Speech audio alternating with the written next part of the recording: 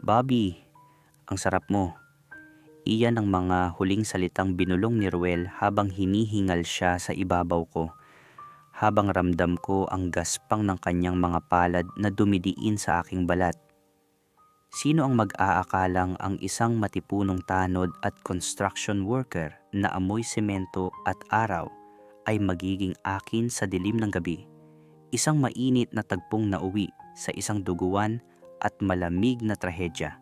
Welcome sa M2M Desires, kung saan binibigyang boses natin ang mga kwento ng pag-ibig, pagnanasa, at mga lihim na hindi madaling ikuwento. Mga kwentong minsan ay masakit, minsan ay nagdudulot ng pag-asa, at laging totoo.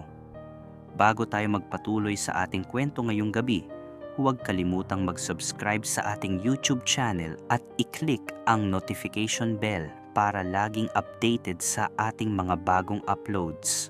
Kung may sarili kayong kwentong nais ibahagi, i-comment lang sa baba o i-send sa ating official page. Isang malaking shoutout muna kay Jonathan Balesteros. Maraming salamat sa iyong patuloy na pagsuporta at pakikinig sa ating mga kwento rito sa M2M Desires. Handa na ba kayong masaktan at muling umibig? Tara, simulan na natin ang kwento. Kuya Will, tawagin mo na lang akong Bobby. At bago ko ikwento to, aamin na rin ako agad, bakla ako Kuya Will. Hindi naman halata sa unang tingin, sabi nga ng iba. Pero matagal ko nang tanggap sa sarili ko. Tahimik lang ako about it. Hindi ako maharot. Hindi rin ako maingay. Pero sa loob ko, alam ko kung ano ako at kung ano ang hinahanap ko sa isang lalaki. Hindi ko naman talaga balak tumambay sa labas noong gabing iyon. Sobrang init lang talaga sa loob ng kwarto ko. Kaya lumabas muna ako at tumayo sa may gate para magpahangin. Doon ko unang nakita ang bagong tahnod na nagbabantay sa amin. Nakasuot siya ng lumang asul na t-shirt na may mantsa pa ng pintura sa balikat. At luma na rin ang pantalon niya. Siya si Ruel. Hindi siya iyong tipong mapapalingon ka agad dahil sa itsura. Moreno siya, halatang laging bilad sa araw. Magaspang ang balat niya at may mga kalyo ang mga kamay na kitang-kita mong galing sa mabigat na trabaho. Pero ewan ko, Kuya Will, may kakaiba sa kanya. Siguro dahil bakla ako, mas napapansin ko iyong mga ganong detalye sa isang lalaki. Iyong hindi perpekto, pero totoo. Iyong hindi makinis, pero ramdam mo ang lakas at pagod. Hindi siya gwapo sa paningin ng iba, pero sa akin, may something sa kanya na hindi ko maipaliwanag. Tumigil siya sa tapat ko at humingi ng sindi ng sigarilyo. Boss, pasensya na. Bago lang ako rito. Nakakapagod pala mag-ikot. Nangangalay na binti ko, sabi niya habang hinihingal. Doon ko napansin na wala siyang dalang kahit anong pamunas. Iyong dulo lang ng t-shirt niya ang ginagamit niya para punasan ang pawis na pumapasok na sa mata niya. Sige, eto muna. Mukhang kanina ka pa naglalakad, sabi ko habang inaabot ang panyo ko. Kinuha niya yon at agad ipinunas sa mukha niya. Salamat boss, malaking tulong to. Hirap pag walang pamunas. Lalo kang aantukin pag malagkit ang mukha mo, biro niya. Napangiti ako doon. Simple lang siya magsalita pero totoo. Doon na nagsimula ang usapan namin. Nalaman ko na construction worker siya sa umaga sa Pasig. Pagdating ng gabi, rumarakit siya bilang tanod para may dagdag siya sa padala niya sa probinsya. May kapatid daw siyang maliit na kailangan ng gatas. Habang nagsasalita siya, hindi ko maiwasang mapatingin sa kanya. Hindi dahil sa itsura, kundi dahil sa kung paano siya magsalita, kung paano niya dalhin yung sarili niya. At doon ko naramdaman, Kuya Will, na bilang isang bakla, parang may kakaibang hatak siya sa akin. Simple lang ang kwentuhan namin. Walang arte, walang pilit. Ramdam mo agad ang pagod niya sa bawat salita. pero ramdam mo rin na hindi siya sumusuko. Noong gabing iyon, Kuya Will, hindi ko akalaing iyong simpleng pagpapahiram ko ng panyo ang magiging simula ng lahat. Kuya Will, simula noong gabing nagkakilala kami, naging suki na si Ruel sa tapat ng bahay namin. Halos gabi-gabi, tuwing 11:00, alam ko na agad na dadaan siya. Hihinto siya sandali para makahingi ng tubig o kaya makipagkwentuhan lang kahit ilang minuto. Parang naging routine na namin yon. Isang gabi, nakaupo kami sa sahig ng garahe. "Boss, buti ka pa, laging mabango." "Ako, amoy semento na, amoy araw pa," sabi niya habang natatawa. Napangiti lang ako habang pinapanood siya. Habang nagsasalita siya, kwento siya ng kwento tungkol sa trabaho niya sa construction. Iyong mga kasama niya, kung paano sila mag-asaran at kung gaano kahirap magbuhat ng semento sa ilalim ng tirik na araw. Doon ko mas nakilala si Ruel. Hindi lang siya tahnod na nakikita ko sa gabi. Isa siyang taong may pangarap. Gusto niyang makabili ng sariling sidecar para pagbalik niya sa probinsya, makapag-tricycle na lang siya at hindi na kailangang magpakahirap sa construction. Minsan, kapag tahimik na ang paligid at wala nang dumadaan, inaabutan ko siya ng tinapay o biskwit. "Salamat dito, Bobby. Laking tipid din nito sa budget," sabi niya habang kumakain. Simple lang pero ramdam ko na na-appreciate niya iyon. Isang gabi, habang nag-uusap kami, aksidenteng nagdikit ang mga kamay namin. Hindi ko agad inalis ang kamay ko. Ramdam ko ang gaspang ng mga kalyo niya at yung init ng balat niya na halatang galing sa maghapong trabaho. Napansin ko, hindi rin niya inalis ang kamay niya. Dahan-dahan siyang tumingin sa akin. Iba yung tingin niya, Kuya Will. Hindi mo kailangang tanungin kung ano iyon kasi mararamdaman mo agad. "Bobby, baka magtaka ka, pero masaya ako pag nandito ako sa tapat niyo." Mahina niyang sabi. Hindi ako agad nakasagot. Pero sa loob ko, alam ko na.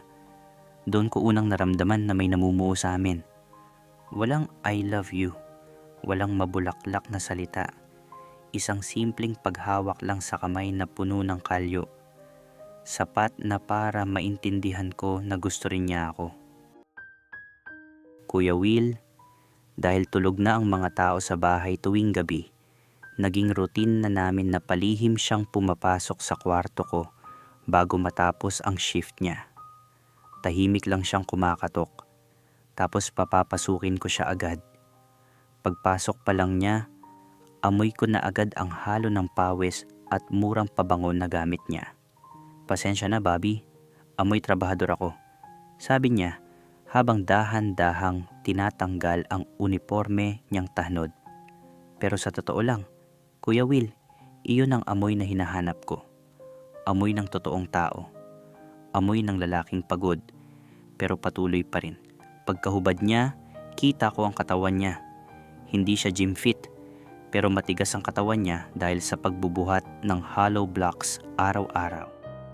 May mga peklat siya sa braso at binti na galing daw sa trabaho sa site.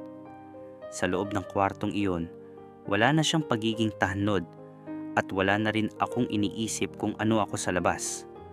Dalawa lang kaming tao na sabik sa isa't isa. Hinayaan ko siya na maging malapit sa akin. Ramdam ko ang bigat ng bawat galaw niya at kung gaano siya katotoo sa bawat sandali. Hindi siya marunong magpanggap. Kung anong nararamdaman niya, iyon ang lumalabas. Minsan, napapamura siya. Minsan, napapaungol ng malalim habang nakabao ng mukha niya sa unan ko. "Bobby, ang sarap mo," sabi niya habang hinihingal. Habang magkalapit kami, ramdam ko ang gaspang ng mga kamay niya at ang init ng balat niya. Iyong mga kalyo niya, iyon pa mismo ang lalo kong napapansin. Pagkatapos ng lahat, nakahiga lang kami ng magkatabi. Minsan magkayakap, minsan tahimik lang. Pinapakinggan ko ang paghinga niya at ang paggalaw ng dibdib niya habang unti-unti siyang kumakalma. Doon ko naramdaman, Kuya Will, na kahit gaano kahirap ang buhay niya sa labas, sa loob ng kwartong iyon, nakakahanap siya ng pahinga. Walang pressure, walang drama, kami lang at kung ano ang totoo sa sandaling iyon. Kuya Will, minsan kahit rumironda siya sa gabi, hindi ko mapigilan na silipin siya. May mga pagkakataon na sinusundan ko siya hanggang sa dulo ng kalsada kung saan madilim at halos walang dumadaan. Doon, sa likod ng mga nakatambak na gamit sa construction, sa tapat ng isang ginagawang bahay, mabilisan kaming naglalaplapan. "Gago ka, Bobby, baka may makakita sa atin," sabi niya habang tumatawa ng mahina. Pero siya rin ang humahatak sa akin sa dilim. "Iyong kaba na, baka mahuli kami ng head tahnod o ng mga kapitbahay." Iyan ang nagpapalakas at nagpapatindi sa bawat halik namin. Hinahawakan ko siya sa loob ng shorts niya habang siya naman ay nagbabantay sa paligid. Parang laro, pero ramdam ko na seryoso rin ang bawat galaw namin. Nalaman ko rin na simple lang ang mga hilig niya. Mahilig siya sa Lucky Me Pancit Canton. At tuwing day off niya, mahilig siyang manood ng basketball sa kanto kasama mga tropa niya. "Minsan, laro tayo, Bobby. Baka lamunin lang kita sa court," hamon niya sa akin habang natatawa. Isang araw, binilhan ko siya ng bagong panyo, makapal at talagang sumisipsip ng pawis. "Ito, gamitin mo palagi sa construction para hindi ka nagpupunas sa damit mo," sabi ko. Tuwang-tuwa siya, parang bata na nabigyan ng bagong laruan. Simula noon, iyon na ang laging gamit niya. Kahit gaano siya kapagod o may sakit, hindi niya nakakalimutang dumaan sa akin para sa isang mabilisang halik o simpleng haplos sa kamay. Kuya Will, ang relasyon namin, hindi para sa lahat pero para sa amin iyon ang pinakatotoong bagay na nangyari sa gitna ng magulo naming buhay. Isang gabi bago siya umalis para sa duty niya, may inabot siya sa akin. Isang maliit na balot ng cornic. "Heto, paborito ko yan. Kainin mo habang naghihintay ka sa akin," sabi niya. Napakasimple lang, pero ramdam ko agad ang effort niya. Sinabi rin niya sa akin na sa Sabado, balak niyang umuwi sa probinsya nila para ibigay ang naipon niyang pera sa tatay niya. "Gusto ko sumama ka, Bobby. Kahit isang gabi lang, pakilala kita sa pamilya ko." Sabi ko sa kanila may mabait akong tropa rito na laging nagpapakain sa akin. Pangako niya habang nakangiti. Sobrang excited ako noon, Kuya Will. Para bang unti-unti niyang binubuksan ang mundo niya para sa akin. Bago siya sumabak sa huling gabi ng shift niya nung Biyernes, nagkaroon pa kami ng mabilisang tagpo sa garahe. "Ingat ka sa Ronda, Ruel. Hihintayin kita bukas ng umaga," sabi ko. Hinalikan niya ako sa noo, isang halik na kakaiba sa mga dati naming ginagawa. "Mahal kita, Bobby. Salamat sa lahat," bulong niya bago tuluyang lumabas ng gate. Pinanood ko siyang lumayo habang nakasukbit ang batuta niya at ang panyong binigay ko na nakasilip sa bulsa ng pantalon niya. Iyon na pala ang huling pagkakataon na maririnig ko ang boses niya. Walang abiso, walang senyales na may masamang mangyayari. Akala ko noon ay normal na gabi lang ng pagbabantay sa barangay. Excited pa rin ako nung gabing iyon. Iniisip kung ano ang isusuot ko para sa biyahe namin sa probinsya. Sabado ng umaga, alas 7 pa lang, gising na ako. Inihanda ko na ang bag ko para sa biyahe namin sa probinsya. Pero lumipas ang alas 8, wala pa ring text si Ruel. Sinubukan ko siyang tawagan, pero hindi siya makontak. Akala ko, baka nakatulog lang siya sa sobrang pagod sa construction nung nakaraang hapon. Ngunit nung mag-alas 10 na at wala pa rin siya, lumabas na ako ng bahay. Doon ko nakita ang mga tahnod na nagkukumpulan sa kanto. May mga pulis din na naroon. Nilapitan ko si Mang Berting, ang pinakamatandang tahnod sa amin. Mang Berting, nasaan si Ruel? May lakad kami ngayon eh, tanong ko. Halong kaba ang boses. Tumingin siya sa akin at nakita ko ang lungkot sa mga mata niya. Bobby, hindi mo ba narinig? Madaling araw, may hinabol silang mga magnanakaw sa warehouse malapit sa construction site. Nakipagbuno si Ruel. Binaril siya sa dibdib bago pa makarating ang backup. Sabi niya, parang biglang tumigil ang mundo ko. Hindi ako makahinga. Parang may nakadagan sa dibdib ko. Nasaan siya? Tanong ko, nanginginig ang boses. Sabi nila, dinala na raw siya sa morgue. Hindi ako makaiyak sa harap nila. Pinigilan ko ang bawat luha ko hanggang sa makapasok ako sa loob ng bahay. Doong, sa gitna ng kwarto kung saan lagi kaming magkasama. Doon ko ibinuhos ang lahat ng sakit at pangungulila. Bakit si Ruel pa? Bakit ang taong pinakamasipag at may pinakamalaking pangarap ang kinuha agad? Kuya Will, pumunta ako sa burol niya sa probinsya nila. Simple lang ang bahay nila. Yero ang bubong, semento ang sahig, pero malinis at maayos. Paglapit ko sa kabaong, doon ko nakita si Ruel. Gwapo pa rin siya pero sobrang putla na at wala na ang init na dati ay nagbibigay buhay sa bawat haplos ko. Napansin ko ang isang maliit na plastik sa tabi ng kabaong niya na naglalaman ng kanyang mga personal na gamit noong gabing mamatay siya. Doon sa loob, nakita ko ang panyong ibinigay ko sa kanya. Puno ito ng dugo, maitim na at tuyo na, pero nakatiklop pa rin ng maayos sa bulsa niya. Sabi ng tatay niya, bago daw mawalan ng malay si Ruel, pilit niyang hinahawakan ang panyong yan sa loob ng bulsa niya. Sabi niya sa kasama niya, ibigay niyo ito kay Bobby. Pero nung mamatay siya, ipinasama na lang namin sa gamit niya kasi akala namin mahalaga talaga sa kanya. Halos gumuho ako nung marinig ko yon. Kahit sa huling sandali ng buhay niya, habang nag-aagaw buhay siya sa kalsada, ako pa rin ang iniisip niya. Iyong panyong simbolo ng pagmamalasakit ko, ang huling bagay na hinawakan niya. Kinuha ko ang panyo mula sa plastik. Hindi ko na inisip kung duguan na ito. Iyon na lang ang tanging naiwan sa akin mula sa kanya. Isang pirasong tela na naging saksi sa isang pag-ibig na hindi man naging legal, pero naging totoo sa puso ng isang masipag at simpleng tanod. Kuya Will, 1 taon na ang nakalipas simula nang mawala si Ruel, pero ang sakit ay para bang kahapon lang nangyari.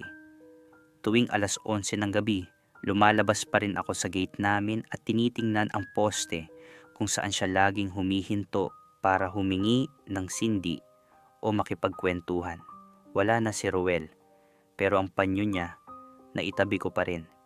Hindi ko nilabhan kasi doon ko pa rin nararamdaman ang amoy niya, ang amoy ng isang lalaking nangarap at nagmahal ng totoo sa gitna ng hirap ng buhay. Ang kalyo ng kamay niya, ang mga peklat sa braso, at ang simpleng pangako na hindi natupad, lahat iyon ay bahagi na ng pagkatao ko.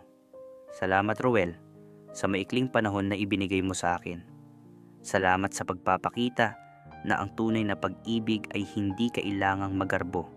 Sapat na ang isang panyo, isang balot ng kornik, at isang tapat na puso. Galingan mo ang pagbabantay diyan sa itaas, ha? Huwag mong kakalimutang magpunas ng pawis gamit ang panyong ibinigay ko sa iyo. Hanggang sa muling pagtatagpo ng ating mga kaluluwa sa lugar na wala ng rehas, wala ng baril, at wala ng kailangang itagong pagmamahalan. Mahal na mahal kita Ruel, hanggang sa muling pagkikita. Diyan nagtatapos ang liham ni Bobby. Napabuntong hininga na lang ako habang binabasa ang huling bahagi ng kwentong ito. Alam mo Bobby, ramdam ko ang bigat ng panyong hawak mo ngayon. Napakasakit isipin na sa gitna ng isang mundong mapanghusga, Nakahanap ka ng isang taong tulad ni Ruel, isang lalaking hindi kailangang maging perpekto para mahalin ka ng totoo. Isang barako, isang trabahador, pero may pusong sapat ang laki para yakapin ang pagkatao mo. Ang moral lesson dito, mga ka-desires, ay simple lang. Ang tunay na pag-ibig walang pinipiling katayuan o label. Minsan, mahahanap mo ito sa pinakaordinaryong tao, sa pinakaordinaryong pagkakataon. At kapag nahanap mo yon, pahalagahan mo dahil hindi natin alam kung kailan tayo huling magpapaalam. Sa kaso ni Bobby, naging maikli man ang panahon, naging totoo naman ang bawat sandali. Bobby, ang payo ko sa'yo, huwag mong bitawan ang mga aral na iniwan ni Ruel. Iyong pagsisikap niya, iyong pagiging tapat niya. Gawin mong inspirasyon yan para magpatuloy sa buhay. Hindi man siya pisikal na kasama, ang pag-ibig na ibinigay niya ay mananatiling buhay sa bawat haplos mo sa panyong iyon. Kayo, mga ka-desires listeners, anong masasabi niyo sa kwento ni Bobby at Ruel? Naniniwala ba kayo na ang pag-ibig ay talagang walang pinipiling label? Ano ang maipapayo niyo kay Bobby para sa kanyang pag-move on? I-comment niyo lang sa baba, babasahin natin yan. Muli, maraming salamat sa pakikinig sa ating episode ngayong gabi.